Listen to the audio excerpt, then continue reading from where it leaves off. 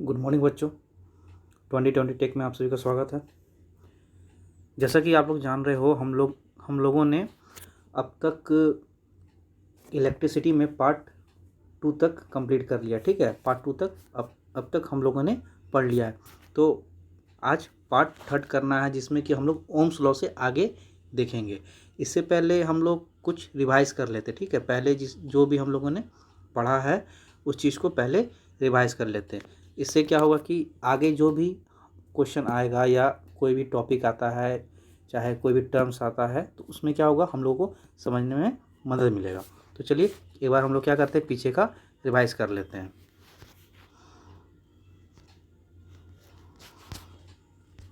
पिछले 2 दिनों में हम लोगों ने क्या क्या पढ़ा। तो इलेक्ट्रिसिटी का स्टार्टिंग से हम लोग आ जाते हैं यहाँ से। ठीक है, तो हम लोगों ने क्या क्या पढ़ा था। इलेक्ट्रिसिटी क्या है, सोर्स ऑफ एनर्जी है। ठीक है, इंपॉर्टेंट सोर्स ऑफ एनर्जी है। ठीक है, और क्या क्या पढ़ा था, टाइप्स ऑफ चार्जेस पढ़ा था। Opposite charges attract each other, similar charges repel each other. ठीक है, और हम लोगों ने क्या पढ़ा था, SI unit of electric charge क्या होता है, कूलम होता है। प्रोटॉन पे भी इतना चार्ज होता है, इलेक्ट्रॉन पे भी इतना चार्ज होता है। ठीक है, इतना कूलम होता है, सॉरी कूलम होता है, मीन्स प्रोटॉन पे भी इतना कूलम का चार्ज होता है और इलेक्ट्रॉन पे भी इतना कूलम का चार्ज होता है। ठीक है, अब एक कूलम पे कितना चार्ज होता है तो इतना होता है, एक कूलम पे कितना इलेक्ट्रॉन होता है इतना होता है। ठीक है, और हम लोगों ने क्या पढ़ा था, हाँ, ये coulomb is a very big unit of electric charge, ये भी क्वेश्चन आएगा, इसको नोट कर लीजिएगा। और क्या क्या पढ़ा था हम लोगों ने, कंडक्टर में क्या था, दो substance through which electricity can flow, ठीक है, आर कॉल्ड कंडक्टर। ठीक, और क्या पढ़ा था, यहाँ पे ये भी पढ़ा था, carbon is a form of graphite is also a good conductor. ठीक है, और यहाँ पे एक चीज़ और था, मेटल अलॉय। ठीक है, और ये मेटल है। ठीक है, यहाँ पे क्या था, मेटल अलॉय जितने भी हैं are also good conductor but their electrical conductivity is much less than the pure metal. मतलब प्योर मेटल जो होता है उसका कंडक्टिविटी ज़्यादा होता है एज एलॉय मेटल्स। ठीक है, एलॉय मेटल्स। ठीक है, ये बात को समझ लीजिए यहाँ पे। और हम लोगों ने आगे क्या पढ़ा था, इंसुलेटर में क्या था, दो substances through which electricity can not flow. ठीक है, उसे हम लोग क्या करते हैं, इंसुलेटर करते हैं। कंडक्टर में क्या था, कंडक्टर में दो केस कौन कौन सा था, एक तो फ्री इलेक्ट्रॉन होता है, दूसरा इसका रेसिस्टेंस कम होता है। ठीक है, एंड इंसुलेटर में क्या था, no free electrons and high resistance. ठीक है, ये 2 पॉइंट था। और हम लोगों ने क्या पढ़ा था, हाँ, यहाँ पे भी पढ़ा था हम लोगों ने, the presence of free electrons in a substance makes it's a good conductor. ठीक है, ऑफ इलेक्ट्रिसिटी। और हम लोगों ने क्या पढ़ा था, स्टैटिक पढ़ा था ना, स्टैटिक जो हंसते खेलते होता है, करंट जो कि हम लोग होम में घर में जो इस्तेमाल करते हैं। ठीक है, उसे करंट इलेक्ट्रिसिटी बोलते हैं। ये दो टाइप का इलेक्ट्रिसिटी है। ठीक है, इलेक्ट्रिक पोटेंशियल हम लोगों ने क्या पढ़ा था, पोटेंशियल डिफरेंस, जो कि वर्क डन होता है ना, इन्फिनिटी से किसी पॉइंट पर हम एक यूनिट पॉजिटिव चार्ज को हम लेके जा रहे हैं। ठीक है, और वो ले जाने में जो भी हमारा वर्क डन हुआ इलेक्ट्रिक फील्ड में, जो भी हमारा वर्क डन हुआ उसे हम लोग क्या बोलते हैं, इलेक्ट्रिक पोटेंशियल बोलते हैं, बस, और कुछ नहीं इसमें। और यहाँ पोटेंशियल डिफरेंस क्या होता है, 2 पॉइंट के बीच का डिफरेंस, 2 वोल्ट के बीच का डिफरेंस। ठीक है, from taking this point two this point. ठीक है, उसको हम लोग जो भी वर्क डन हुआ, ठीक है, इलेक्ट्रिक फील्ड में होता है, उसे हम लोग इलेक्ट्रिक ये पोटेंशियल डिफरेंस कहते हैं। ठीक है, जो कि हम लोग कैसे डिनोट करते हैं, पोटेंशियल डिफरेंस का क्या होता है, बी होता है, वर्क डन का क्या होता है, डब्ल्यू होता है, एंड क्वांटिटी ऑफ चार्ज का क्यू होता है, means B is equal to W by Q होता है हमारा। आगे जाइए, और क्या क्या पढ़ा था हम लोगों ने, potential difference is measured by volt meter. ठीक है, वोल्ट मीटर हमेशा कहाँ, पैरेलल में कनेक्ट होता है। ये भी कल मैंने अब परसों ही मैंने बताया था। ठीक है, फर्स्ट पार्ट में। और क्या हम लोगों ने पढ़ा था, volt meter has high resistance. ठीक है, एंड एम मीटर का क्या था, लो रेसिस्टेंस था। ठीक है, वोल्ट मीटर का क्या था, हाई रेसिस्टेंस था, एंड एम मीटर का क्या था, लो रेसिस्टेंस था। ठीक है, देखते हैं हम लोग आगे में, यहाँ पे है। ठीक है, इलेक्ट्रिक करंट में हम लोगों ने कल पढ़ा था, क्या पढ़ा था, it is the potential difference between ends of wire which makes electric charge और current to flow in wire, ठीक है, जो फ्लो होने का जो है इलेक्ट्रॉन्स, ठीक है, उसे हम लोग क्या बोलते हैं, इलेक्ट्रिक करंट बोलते हैं, ठीक है। यहाँ पे क्या, the electric current is flow of electric charges called electrons, ठीक है, in a conductor such as metal wire, ठीक है। जो कि फॉर्मूला क्या था, I is equal to Q by T था, ठीक है। और हम लोगों ने क्या पढ़ा था, हाँ, the SI unit of electric current is ampere, ठीक है। हम लोग इसे एम मीटर से नापते हैं, ठीक है। यहाँ देखिए है ammeter should have very low resistance, ठीक है। और यहाँ पर ऊपर में क्या था, a voltmeter has should be a voltmeter has a high resistance, ठीक है।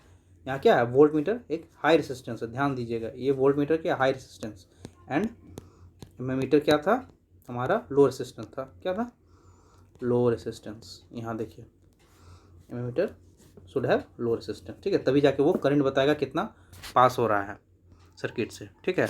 How to get continuous flow of electric current, तो कब मिलेगा, जब सर्किट पूरा कंप्लीट रहेगा, ठीक है। जब हम पॉजिटिव टर्मिनल नेगेटिव टर्मिनल किसी वायर से या किसी कंडक्टर से कनेक्ट करते हैं, तभी जाके हमारा क्या निकलता है continuous flow of electric current मिलता है, ठीक है। और हम लोगों ने क्या पढ़ा था, direction of current. Direction of current क्या था, हम लोग यहाँ पढ़े थे, देखिए यहाँ से होता है direction of conventional current, means direction of electron is just opposite to the direction of conventional current, ठीक है। कल ये हम लोगों ने पढ़ा, ठीक है। इलेक्ट्रिक सर्किट क्या होता है, सारा चीज़ रहना चाहिए, बैटरी रहना चाहिए, स्विचेस रहने, बल्ब रहना चाहिए, कंडक्टर रहना चाहिए, ठीक है, वो एक इलेक्ट्रिक सर्किट होता है, ठीक है। मीन्स यहाँ पे लिखा हुआ है, ठीक है, continuous conducting path consisting of wire other resistance like bulb, ठीक है, इलेक्ट्रिक बल्ब स्विचेस, ठीक है, switches between two terminals of a cell और battery along which an electric current flow is called switches, ठीक है, is called circuit, ठीक। और हम लोगों ने क्या पढ़ा था, सिंबल तो हम लोगों ने देखा ही था कल, ठीक है, किसका क्या सिंबल होता है देख लीजिएगा एक बार फिर से आप। और यहाँ पे आ जाइए, क्या था, battery is a combination of different cells, ठीक है, मोर देन वन सेल्स और टू सेल्स, ठीक है। और क्या पढ़ा था, variable is also known as rheostat, ठीक है। और आ जाइए, क्या था, सर्किट डायग्राम था, ठीक है, सिंबल के फॉर्म में हम कोई डायग्राम बनाते हैं इलेक्ट्रिक सर्किट का, तो क्या हो गया, सर्किट डायग्राम हो गया, ठीक है। और क्या था, हाँ बस इतना ही था। आज हम लोग का टॉपिक क्या है, ओम्स लॉ।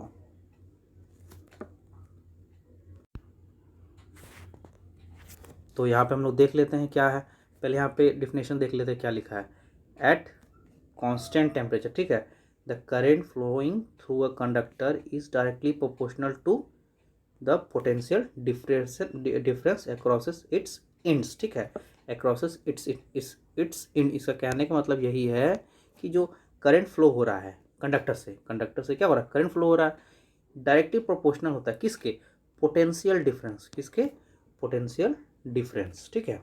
मीन्स क्या, I is directly proportional to V, इसका मतलब V is also directly proportional to I. इसका मतलब यही है कि यदि आई हमारा डायरेक्टली प्रोपोर्शनल भी के है, तो भी हमारा क्या होगा, आई के प्रोपोर्शनल होगा। इसका कहने का मतलब यह है कि यदि आई बढ़ेगा तो भी हमारा क्या होगा, बढ़ेगा। यदि आई हमारा घटेगा, यदि आई क्या होगा, घटेगा, तो हमारा भी क्या हो जाएगा, घटेगा। डायरेक्टली का मतलब यही होता है, और इनडायरेक्टली का मतलब होता है यदि ये बढ़ेगा तो भी कम हो जाएगा, और ये घटेगा तो भी बढ़ जाएगा, इस तरह से होता है, ठीक है, जस्ट अपोजिट होता है इन्वर्सली में, ठीक है। अभी हम लोग पहले इसका देख लेते हैं क्या है ये, ठीक है। तो आई इज डायरेक्टली प्रोपोर्शनल टू भी, ठीक है। अब आर हमारा क्या है, आर हमारा रेसिस्टेंस, जो कि सभी का कांस्टेंट रहता है, ठीक है। रेसिस्टेंस मीन्स क्या, मतलब सब मटेरियल का अलग हल, सारे कंडक्टर होते हैं, जो भी जितने भी कंडक्टर होते हैं, ठीक है, सबका अलग अलग रेसिस्टेंस होता है, तो वो कांस्टेंट रहता है, वो बदलता नहीं, इसलिए यहाँ पे आर एक कांस्टेंट लगा दिया गया, ठीक है। इससे क्या होता है, V is equal to I R, हमारा एक फॉर्मूला निकल जाता है, ठीक है। आर यहाँ पे देखिए क्या लिखा हुआ है, यहाँ पे R is constant called resistance, ठीक है, ऑफ द कंडक्टर मीन्स क्या, of the conductor, the means क्या, द यहाँ लगा दे, द मतलब क्या हो गया कि कोई भी हो सकता है, जैसे कि मेटल में कोई भी हो सकता है, कॉपर हो सकता है, सिल्वर हो सकता है, कोई भी हो सकता है, तो द लगाने का मतलब यही है, ठीक है। द कंडक्टर, उसके बारे में, किसी पर्टिकुलर के बारे में बात किया जा रहा है, ठीक है। तो R is constant called resistance of the conductor, ठीक है। तो सभी कंडक्टर का अलग अलग रेसिस्टेंस होता है, ठीक है। तो उस रेसिस्ट जो भी ये कंडक्टिंग पैथ है, जो भी कंडक्टर, उसका कांस्टेंट आर यहाँ रखेंगे, ठीक है। और वोल्ट में यदि वोल्ट दिया हुआ, potential difference between their ends यदि दिया हुआ है, तो हम लोग क्या करेंगे उससे, हम लोग यदि आर का तो पता चल जाएगा आपको, ठीक है। और पोटेंशियल डिफरेंस दिया हुआ रहेगा तो हमको आई निकालना है, तो आई इज इक्वल टू क्या हो जाएगा, इससे वी बाई आर आ जाएगा, ठीक है। अब मान लीजिए रेसिस्टेंस दिया हुआ है, ठीक है, आई भी दिया हुआ तो आपको भी निकालना, तो V is equal to I R कर दीजिए, ठीक है, इंटू कर दीजिए, ठीक है। ये आगे न्यूमेरिकल्स करेंगे तो समझ में अच्छे से आएगा, ठीक है। अब जैसे कि ये फॉर्मूला क्या निकला, V is equal to R I निकला, ठीक है। आप इसे ऐसा भी बोल सकते हो, V is equal to I R, ये आसानी लगता है बोलने में, ठीक है। अब हम इससे आई भी निकाल सकते हैं, कैसे निकालेंगे, तो आर को नीचे लेके आ जाएंगे, ठीक है। तो क्या हो जाएगा फॉर्मूला हमारा, V by R is equal to I हो गया, ठीक है। ये दो फॉर्मूला हमारा आ गया। अब मान लीजिए हमको निकालना है आर, तो आर कैसे निकलेगा, तो इस फॉर्मूला से हमारा आर कैसे निकलेगा, आर इज इक्वल टू हो जाएगा वी बाई आई, ठीक है। आर इज इक्वल टू क्या होगा, वी बाई आई, ठीक है। इससे क्या पता चलता है, इससे यही बात पता चलता है हमारा कि वी बाई आई है जो, वो कांस्टेंट होता है, ठीक है। इसको हम लोग आर से लिखते हैं, ठीक है। ये क्या होता है, वी बाई आई हमारा जो भी होता है वो कांस्टेंट होता है, सभी कहीं पर भी किसी भी मटेरियल का आप निकालो वी बाई आई तो कांस्टेंट ही निकलेगा हर केस में। इसी को आगे मतलब एक्सपेरिमेंट तौर पे बताया गया, ठीक है। अभी हम लोग इतना पढ़ते हैं। यहाँ पे देखिए लिखा हुआ भी है, मतलब potential difference by current means क्या, V by I is always constant called resistance, ठीक है। इसमें यही लिखा हुआ है, न्यूमेरिकल करेंगे तब अच्छे से समझ में आएगा। देखिए द रेशियो पोटेंशियल डिफरेंस, ठीक है, applied between the ends of the conductor, ठीक है, and the current flowing through it is constant quantity, ठीक है, कॉल्ड रेसिस्टेंस। यहाँ पे इसी चीज़ को, ये जो चीज़ लिखा हुआ ना, इसको बस एक तरह से बोले तो डिफिनेशन में लिख दिया, ठीक है, मतलब लंबा चौड़ा बना के लिख दिया है, ऐसे सही लिखा है। इसको समझ लीजिए क्या बोलना चाह रहा है, ratio of potential difference applied between the ends of the conductor and the current flowing through it. Potential difference और करंट का रेशियो हमेशा क्या निकलता है, कांस्टेंट क्वांटिटी निकलता है, जिसको हम लोग रेसिस्टेंस के नाम से जानते हैं, ठीक है। ये वही क्या, V by R is equal to I, I हम पहले ही निकाल दिए हैं, ठीक है। आई उससे कैसे निकलता है, वी बाई आर होता है, इधर उधर के ऊपर नीचे करके। अब देखिए यहाँ से क्या पता चल रहा है ना, जैसे कि I is equal to V by R है, ठीक है। इससे क्या पता चल रहा है ना कि I is directly proportional to R हो जाएगा। इसका मतलब क्या है, आई इज, देखिए ये यहाँ ये जो है formula I is equal to V by R है, ठीक है। इसे दो बात निकल के आ रहा है, इसे क्या निकल के आ रहा है, दो बात हमारा निकल के आ रहा है। पहला बात तो ये है कि I is directly proportional to V है, और दूसरा क्या है, I is inversely proportional to R, ठीक है। इसका मतलब क्या है, I is inversely proportional to R, ठीक है। तो देखिए यहाँ पे क्या है, I is directly proportional to V means क्या, यदि करंट हम लोग बढ़ा देंगे ना तो वोल्ट भी बढ़ जाएगा, ठीक है। करंट हम लोग बढ़ा देंगे तो वोल्ट भी बढ़ जाएगा, और यदि करंट घटा देंगे तो वोल्ट भी घट जाएगा। लेकिन यहाँ पे क्या है, जब इन्वर्सली प्रोपोर्शनल है तब इसमें क्या है कि यदि आई को बढ़ाते हैं ना तो आर हमारा कम होने लगेगा, और यदि आई को कम करते हैं तो आर हमेशा, ये जो पोर्शन हमेशा बढ़ने लगेगा, ठीक है। इन्वर्सली का मतलब यही होता है। यहाँ पे देखिए क्या लिखा हुआ है, यहाँ पे देखिए the current is directly proportional to potential difference, ठीक है। I is directly proportional to V, अभी मैंने बताया, ठीक है। और the current is inversely proportional to resistance, ठीक है, इन्वर्सली है, means I is equal to 1/r है, ठीक है। I is inversely proportional to 1/r, ठीक है। यहाँ जो लिखा हम आपको, ये जो पॉइंट जो लिखा हुआ आपको ऐसे ऐसे करके समझा दिए। फर्स्ट पॉइंट है यहाँ पे ऐसे था, और सेकेंड पॉइंट ऐसे था, I is directly proportional to V and I is inversely proportional to 1/r, ठीक है। अब नीचे में देख लीजिए क्या दिया हुआ है एक बार,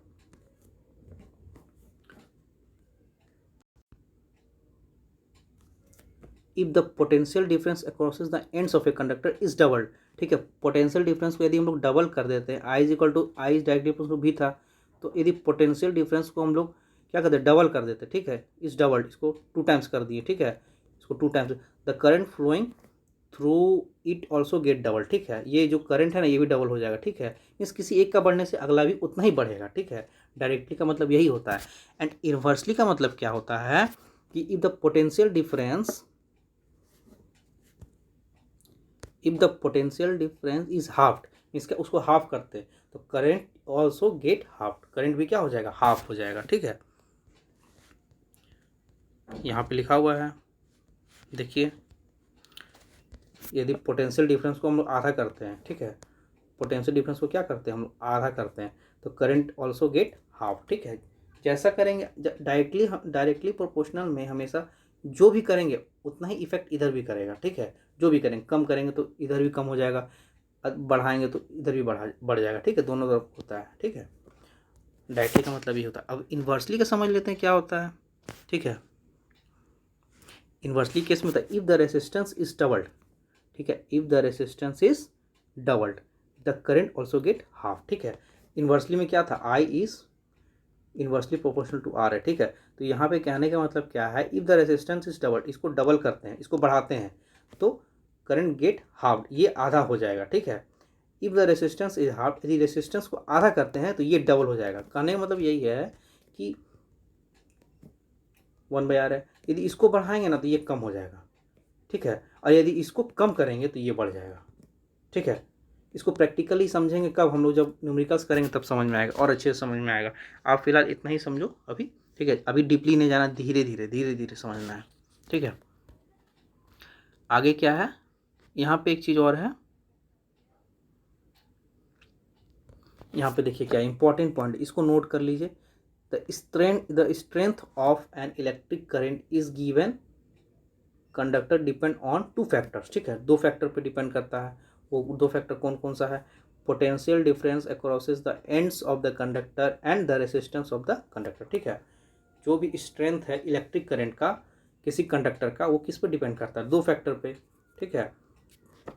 कोई भी स्ट्रेंथ है, ठीक है, स्ट्रेंथ ऑफ इलेक्ट्रिक करंट, किसी कोई कंडक्टर, जैसे मान लीजिए कोई लोहा है, इसमें इलेक्ट्रिक करंट कितना जाएगा कितना नहीं जाएगा, ये किस पे निर्भर करता है, पोटेंशियल डिफरेंस जो हम उसको दे रहे हैं, ठीक है, मतलब क्या, जो उसमें वोल्ट जितना मतलब जितना बैटरी कनेक्ट किए हैं, ठीक है, और इस मटेरियल, जो ये मटेरियल था, लोहा था, इसका रेसिस्टेंस कितना होता है। मैं आपको बताया था कि सभी का अलग अलग रेसिस्टेंस होता है, आयरन का कुछ और होगा, और सिल्वर का कुछ और होगा, गोल्ड का कुछ और होगा, ठीक है, ग्रेफाइट का कुछ और होगा। तो ये जो कंडक्टर है इसका जो रेसिस्टेंस है इस पर डिपेंड करेगा, और जो इसको हम वोल्ट देंगे, ठीक है, जितना बैटरी कनेक्ट करेंगे, जितना भी वोल्ट देंगे, पोटेंशियल डिफरेंस देंगे, उस पर डिपेंड करेगा क्या, स्ट्रेंथ ऑफ इलेक्ट्रिक करंट, ठीक है। आई हमारा हमेशा पोटेंशियल डिफरेंस पे निर्भर करेगा, और जो उसका रेसिस्टेंस है उस पर डिपेंड करेगा, इसीलिए I is equal to V by R बताया गया है, ठीक है।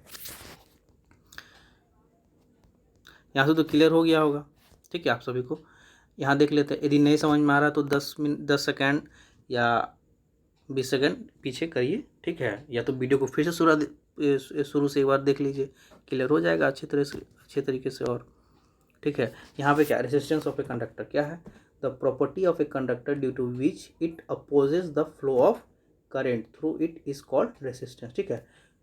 रेसिस्टेंस जो रोकता है, कल ही मैंने आपको बताया था, कल परसों, की रोकने का क्षमता, ठीक है, उसी को रेसिस्टेंस बोलते हैं, ठीक है, रेसिस्ट करना, ठीक है, रोकना। तो यहाँ पे रेसिस्टेंस ऑफ ए कंडक्टर क्या है, प्रॉपर्टी ऑफ ए प्रॉपर्टी है ये, ठीक है, due to which it opposes, रोकता है, the flow of electric current is called resistance, ठीक है। इसीलिए मैं बताया था कंडक्टर का हमेशा लो रेसिस्टेंस होता है और इंसुलेटर का हाई होता है, ठीक है, क्योंकि वो रोक ही नहीं पाता है, कंडक्टर क्या करता है, रोक नहीं पाता, इसलिए करंट वहाँ फ्लो होता है। और इंसुलेटर में क्या होता है, इंसुलेटर में हाई रेसिस्टेंस होता है, जिसकी वजह से वहाँ पे करंट फ्लो नहीं करता है, ठीक है। इसका मतलब यही है। इसको एक बार और डिफाइन कर देते हैं, ठीक है, ताकि अच्छे से आपके दिमाग में सेट हो जाए, ठीक है। ये कहना क्या चाह रहा है, the property of a conductor due to which it opposes, रोकता है, ठीक है, रोकता है। जैसे ये कंडक्टर है, ठीक है, ये रोक रहा है इलेक्ट्रिक करंट पास करने के लिए, ठीक है, आई यहाँ से जाने की कोशिश कर रहा है, लेकिन ये रोक रहा है, लेकिन ये इसका शक्ति नहीं है रोकने का, इसीलिए पास कर जाता है, ठीक है। ये कंडक्टर के केस में होता है, इसीलिए कंडक्टर को हम लोग लो रेसिस्टेंस के नाम से जानते हैं। ठीक है, आप ये मैंने पिछले वीडियो में ये बात बताया अच्छे तरीके से। ठीक है, आप चाहे तो इससे पहले वाले जो वीडियो है ये पार्ट 3 है, पार्ट 2 को देखिए और इस तरीके से कंडक्टर के बारे में समझ में आएगा, और मैंने रेसिस्टेंस के बारे में वहाँ बताया है। ठीक है, वो भी अच्छी तरीके से क्लियर होगा। ठीक है, तो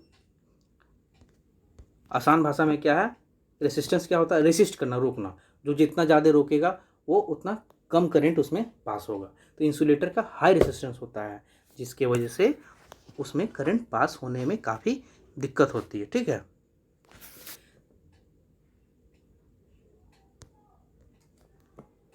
the resistance of a conductor depend on length, thickness, nature and temperature. ठीक है, ऑफ द कंडक्टर। ठीक है, इस रेसिस्टेंस किस पे डिपेंड करता है, एक तो कंडक्टर हो गया, दूसरा कंडक्टर का मतलब resistance of conductor depend on, ठीक है, length, thickness, nature of material and temperature. ठीक है, इन सभी पे डिपेंड करता है। ठीक है, और यहाँ पे एक चीज़ और है, देखिए यहाँ पे क्या है, a long wire has more resistance and a short wire has less resistance. ठीक है, again a thick wire has less resistance whereas thin wire has more resistance. ये सभी पॉइंट को आप नोट करो, जैसे यहाँ से यहाँ तक है, ये एक पहला पॉइंट हो गया। ठीक है, फिर यहाँ से a thick wire has less resistance whereas thin wire has more resistance, ये दूसरा पॉइंट हो गया। ठीक है, पहला पॉइंट कहाँ से कहाँ तक है, यहाँ से। ठीक है, पहला पॉइंट कहाँ से है, पहला पॉइंट यहाँ से, अ long wire has more resistance and a short wire has a less resistance. ठीक है, ये सब याद रखिएगा, काफ़ी इंपॉर्टेंट है, इससे न्यूमेरिकल्स काफ़ी बनेगा।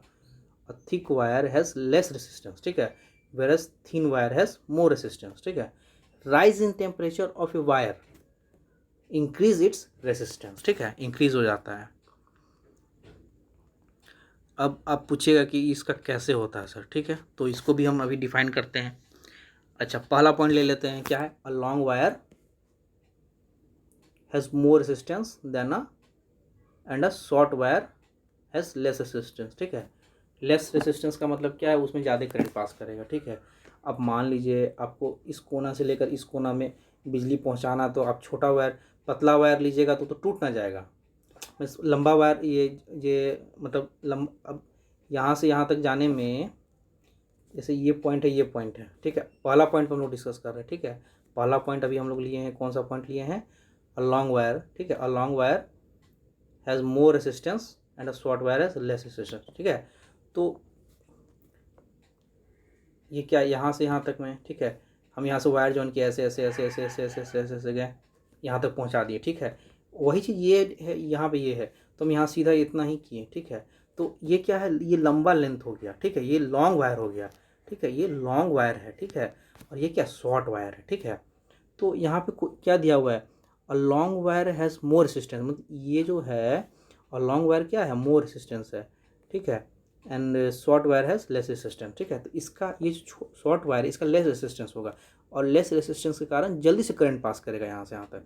और लॉन्ग वायर हैज़ मोर से, ये ज़्यादा रेसिस्टेंस लग जाएगा। ठीक है, यहाँ से यहाँ आने में इसको ज़्यादा रेसिस्टेंस लग जाएगा, जिसकी वजह से यहाँ पे कम करंट पास करेगा। ठीक है, इसके कहने का मतलब यही है। ठीक है, a long wire has more resistance and a short wire has less resistance. ठीक है, तो कम दूरी में यदि हमको ले जाना है तो हम यहाँ से यहाँ तक में शॉर्ट वायर का इस्तेमाल कर सकते हैं, ना कि इस तरह का बड़ा बड़ा वायर इस्तेमाल करें और यहाँ तक पहुँचाएँ कि लेट से हमारा करंट पहुँचे और कम करंट पहुँचे, ऐसा कभी नहीं करना है। ठीक है, अब हम लोग दूसरे पॉइंट पे डिस्कस कर लेते हैं, क्या है, a thick wire has less resistance. ठीक है, and a thin wire has more resistance. ठीक है,